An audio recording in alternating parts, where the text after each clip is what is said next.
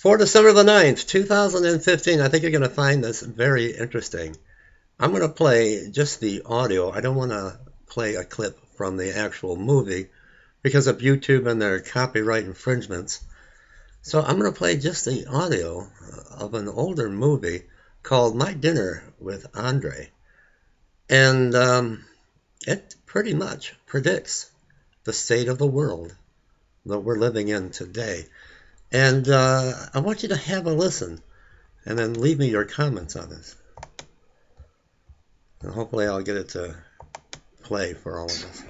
We are bored. We're all bored now.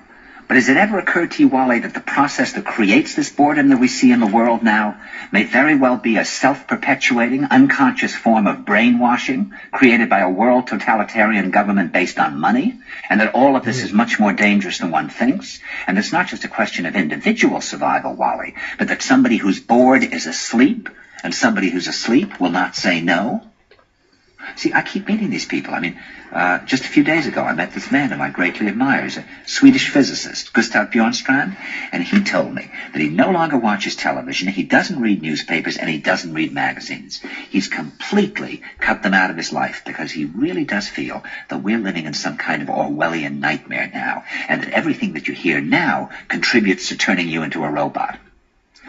And when I was at Findhorn, I met this extraordinary English tree expert who had devoted his life to saving trees. He just got back from Washington, lobbying to save the redwoods. He's 84 years old. He always travels with a backpack because he never knows where he's going to be tomorrow. And when I met him at Findhorn, he said to me, "Where are you from?" And I said, "New York." He said, "New York, yes, that's a very interesting place. Do you know a lot of New Yorkers who keep talking about the fact that they want to leave but never do?" And I said, "Oh, yes." And he said, "Why do you think they don't leave?" I gave him different banal theories. He said, "Oh, I don't think it's that way at all."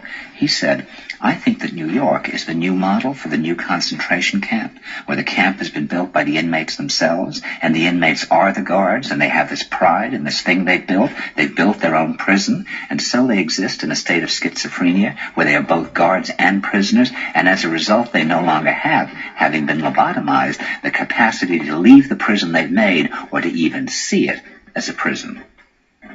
And then he went into his pocket and he took out a seed for a tree and he said, "This is a pine tree."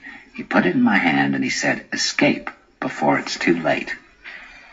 See, actually for 2 or 3 years now, Chiquita and I have had this very unpleasant feeling that we really should get out. And we really should feel like Jews in Germany in the late 30s. Get out of here. Of course, the problem is where to go, because it seems quite obvious that the whole world is going in the same direction.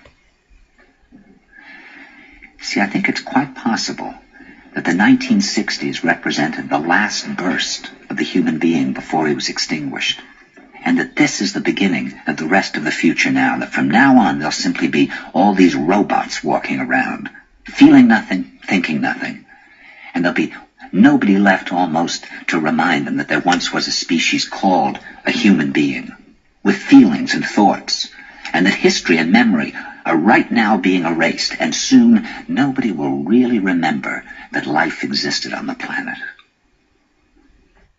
Wow. I want to have your comments. We have become a society here in the United States of America that does nothing. It's kind of like that we have been just medicated with prescription drugs, brainwashed with what's coming across the television and in the movie theater, subliminal messages to where we are just compliant. We see what's wrong in the world and we do nothing. We do not speak out.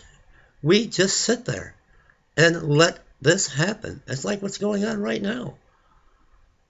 What's going on in the world today? We are doing nothing. We're just sitting back. And we're just taking it. Leave me your comments, everyone.